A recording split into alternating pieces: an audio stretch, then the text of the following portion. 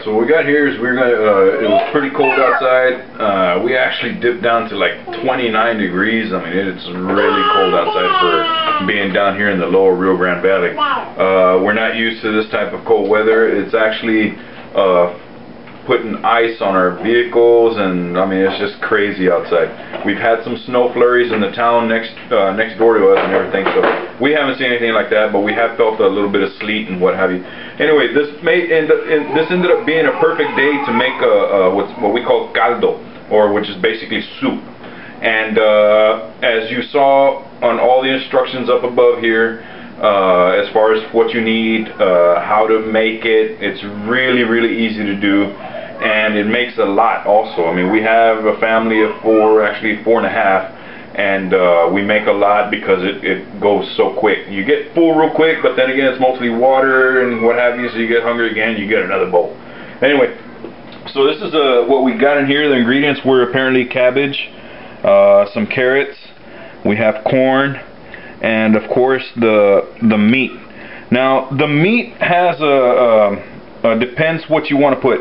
Usually on the caldo, what we usually do is we either do caldo de res or caldo de pollo.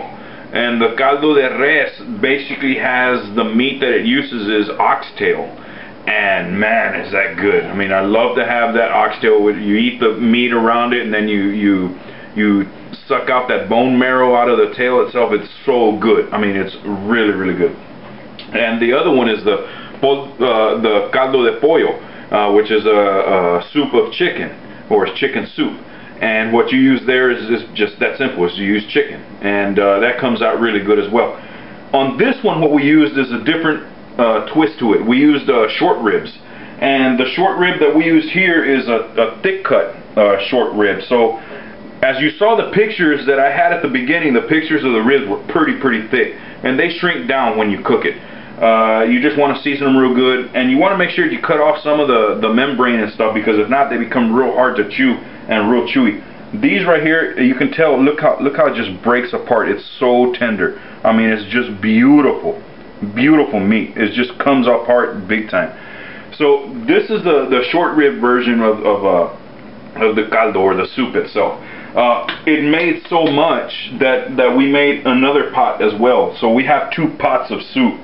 What happened was Belle started with the meat, and once you start putting all the vegetables toward the end, it makes a lot of soup. So you end up cramming.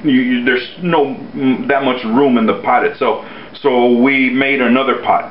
So we have some for tomorrow and the day after. Yeah, because it's still going to be cold. And this size pot, I really don't know what size this is. This is a big. I'm sorry, I was going to say a bad word. This is a really big pot. And then this is your usual pot that you have, you know, I don't know what the quarts is on them. All I know is that this one is double the size of the other one. And this is what it's going to look like in the bowl, really nice and pretty, how we eat it.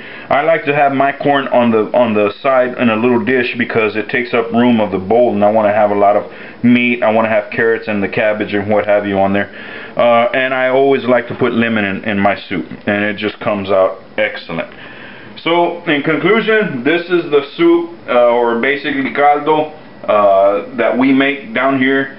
It's real basic, real easy to make, and it makes a lot. You can invite all your family to come over and just have such a good soup.